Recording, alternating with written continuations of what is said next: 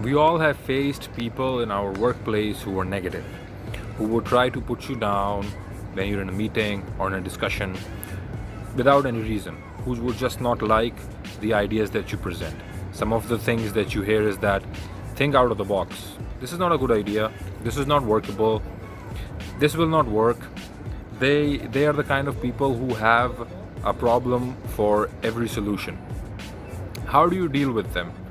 That is very important to know it. The number one thing that you need to realize is that anger or rudeness, it's an emotion. It's a reaction. They're not responding, but they're reacting to something.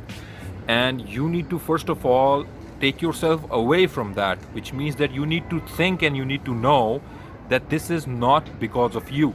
It's not your fault, not all the time, that they are reacting or acting that way. So first of all, you need to filter yourself from the mentality or thinking that you are wrong and it is your fault, especially if you know that you've done a good job, your idea is better, it's workable, it has worked for other clients, it has worked for other companies, and you have already implemented it somewhere and you're confident.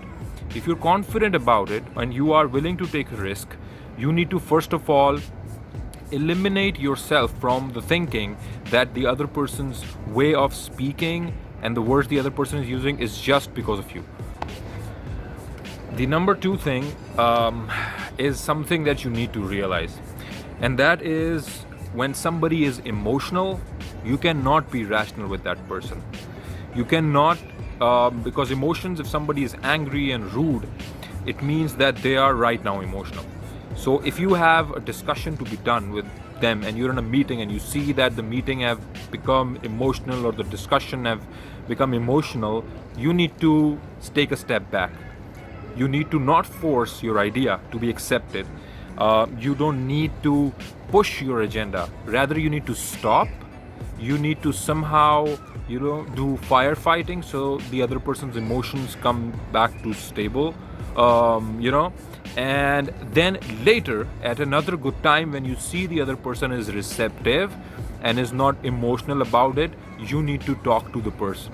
When you're about to go in a meeting or in a discussion, might be a difficult discussion, for example, you're going to ask for a raise, you're going to ask for another resource, or you have a complaint about your work, something that is a difficult discussion, always sit and articulate it. Write it down. Write the points that you're going to talk about and you're going to focus on it. What happens is that if you do this as a practice, your mind will, straighten up and focus on the right things that you want to talk about or the right agendas that you want to be addressed in the meeting or the discussion. So, because usually when you're going to talk with people about difficult things, they would also try to deviate from the topic and they would take you towards your shortcomings, your weaknesses, so that you don't, push for something like a raise or anything. So you need to stick to the topic, and that is important, and you will be able to do it if you write it down, articulate it before you go in a discussion. That would take not more than 5 minutes of your time before you go in a meeting or a discussion when you know the agenda. So that is something that helped me a lot. Lastly, if you feel that there is somebody in office or, a group of people with whom you have a friction, so just go up to them and talk about it. Talk about it, really. Maybe sit with them, take them in a meeting, or even have a cup of coffee with them after work. Just invite them over and talk about it. Hey man, I know that, we are having some friction between us, so I just wanted to talk about it. I want to be cool with you. I want to have good relations with you. Make sure that when you talk to them, you are clear about the kind of relationship that you pursue with them, that you want with them, that you want a healthy, good working relation. And then ask them, what problems do they have from you? And if in case they have, how can you guys work around those problems and solve them?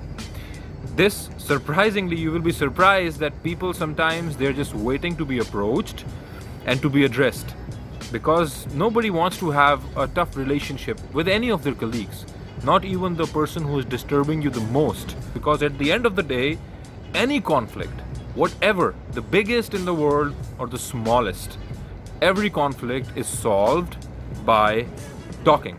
Communication. That is the key for any relationship.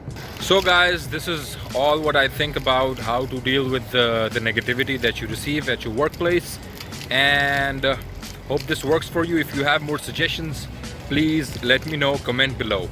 Have a good time. Bye.